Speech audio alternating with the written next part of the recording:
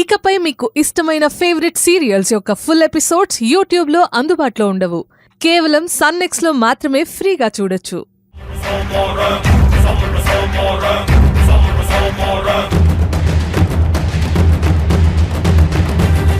ఆనంది, అందరికి నేను బిర్యానీ ఆర్డర్ చేశాను. నువ్వింకా భోంచేయలేదనుకుంటా. పద భోంచేద్దాం. నాకు ఆకలిగా లేదు సార్. నాకు కూడా. దానికి కారణం నువ్వే.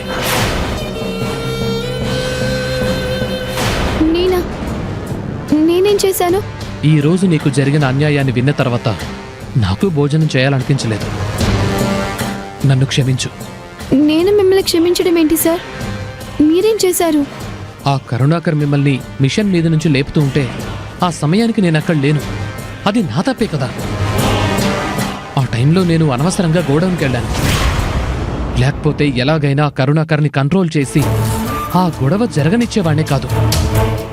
నేను కాసేపాటు వెళ్ళటం వల్ల నీకు అంత అవమానం జరిగింది. అందుకే నీకు క్షమాపణ చెప్తున్నాను.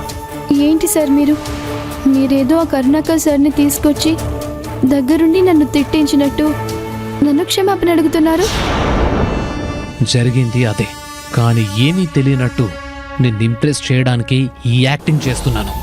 అసలు ఈవేళ జరిగింది అంత పెద్ద అవమానమే కాదు. ఇంతకంటే పెద్ద పెద్ద గొడవలు, అవమానాలు నేను చూశాను. మీరు ఈ మధ్య వచ్చారు కాబట్టి మీకు అవన్నీ తెలీదు. లేదానంది, జరిగిన ప్రతి అవమానాలు నాకు తెలుసు. నీ మీద దొంగతనం నిందమోపి బయటకు పంపించాలని చూశారు. చిన్న సాకు చూపించి నీతో టాయిలెట్స్ కడిగించారు. మీ నాన్నగారి ముందే నిన్ను దారుణంగా అవమానించారు. ఇవన్నీ నాకు తెలుసు. ఆ కరుణాకర్ చేసిన దారుణాలన్నీ తెలిసినా ఎందుకు కామ్గా ఉన్నాను తెలుసా? ఏదో ఒక రోజు ఆ కరుణాకర్ నాకు ఏదో ఒక విషయంలో అడ్డంగా దొరుకుతాడు. ఆ రోజు ఆ కరుణాకర్ని నీకు చేసిన ప్రతి అవమానానికి బదులు తీర్చుకుంటాను. అతను నీతో అన్న మాటలు, నీకు చేసిన అవమానాలు తలుచుకుంటూ ఉంటే నాకు చాలా బాధగా ఉందానంది. నీకింకో విషయం కూడా చెప్పాలి. జరిగిన దాంట్లో కరుణాకర్ తప్పే కాదు, ఇంకొకళ్ళ తప్పు కూడా ఉంది. ఎవరు సార్? అశ్విన్.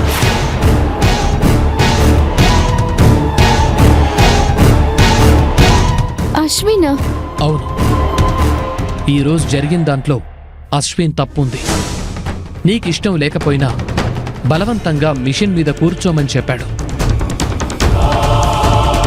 అశ్విన్కి మహేష్ సార్ అప్పగించిన పనిని ఇన్ టైంకి చేసి తనకు మంచి పేరు రావాలనే తాపత్రయంతో నువ్వు వద్దంటున్నా కుట్టు మిషన్ ఎక్కి కుట్టు అని చెప్పి కరుణాకర్ చేత మాటలు పడేలా చేశాడు. ఒకవేళ తనే నిన్ను మిషన్ మీద కూర్చో అనకపోతే ఈరోజు ఏ గొడవ లేదుగా, ఏ అవమానము ఉండేది కాదు. అతను కావాలని తప్పు చేయడు సార్.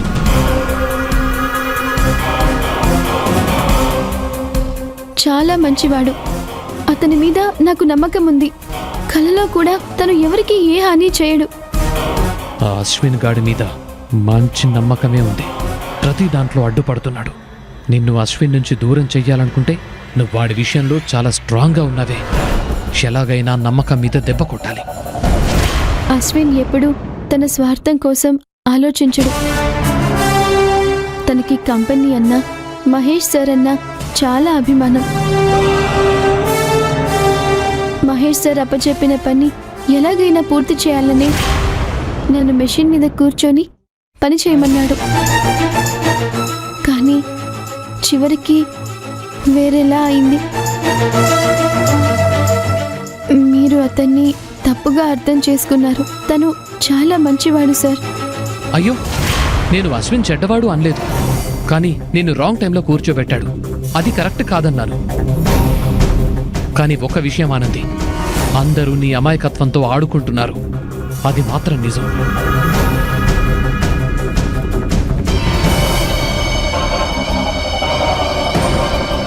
నువ్వు అమాయకురాలు ఆనంది. నీకు నేను సపోర్ట్గా ఉంటాను. నిన్ను ఏ కుట్టు మిషన్ మీద నుంచి ఆ కరుణాకర్ వద్దని చెప్పాడో అదే కుట్టు మిషన్ మీద కూర్చోబెట్టి నీ దగ్గరకొచ్చి కరుణాకర్ బ్రతిమిలాడేలా నేను చేస్తాను. నువ్వేం ఫీల్ అవ్వకానంది. నీ లైఫ్ని నువ్వు ఊహించిన విధంగా నేను చేస్తాను.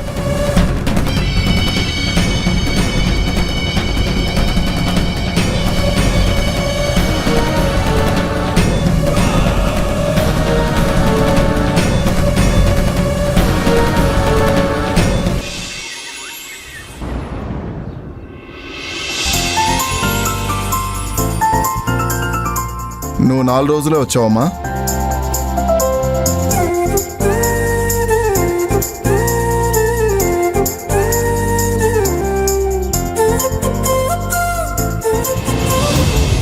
ఏమా, పనిలోకి వచ్చి 2 రోజులు అవుతుంది, ఇంకా నీకు పని చేయడం రావట్లేదు.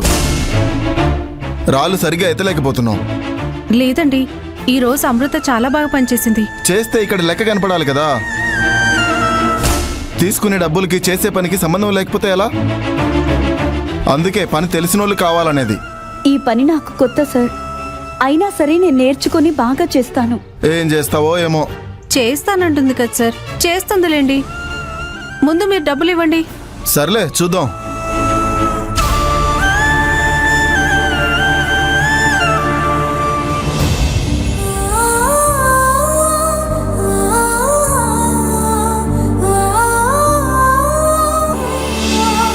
నేను కష్టపడి తీసుకున్న మొదటి జీతం.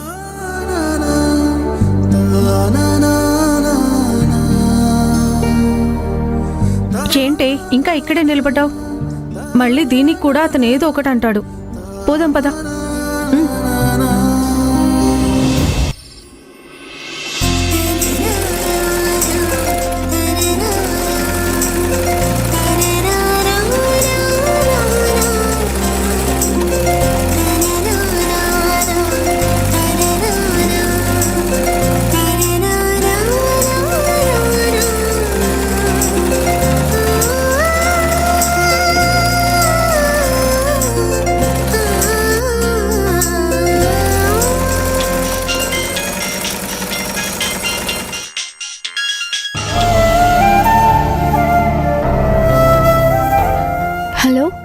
హలో ఆనంది. చెప్పు అశ్విన్. ఏం లేదు, ఈరోజు జరిగిన దానికి నువ్వు చాలా బాధపడుంటావు అనిపించింది, అందుకే ఫోన్ చేశాను. బాధగా ఉంటుంది, కానీ అదే తలుచుకుంటూ ఉంటే సంతోషంగా ఉండలేం కదా. అవును, నిన్ను ఎలాగైనా ఆ మిషన్ మీద కూర్చోబెట్టాలని అలా చేశానంది. ఇలా జరుగుతుందని అస్సలు అనుకోలేదు. అశ్విన్, నువ్వు అలా చేసేది నా కోసమే అని నాకు తెలుసు, కానీ ఏం చేస్తాం, వదిలే. అయినా నీ మీద నాకు ఎలాంటి కోపము లేదు. నువ్వు ఆ విషయం మర్చిపో, సరేనా? నాతో మాట్లాడుతుంది ఆనందియేనా?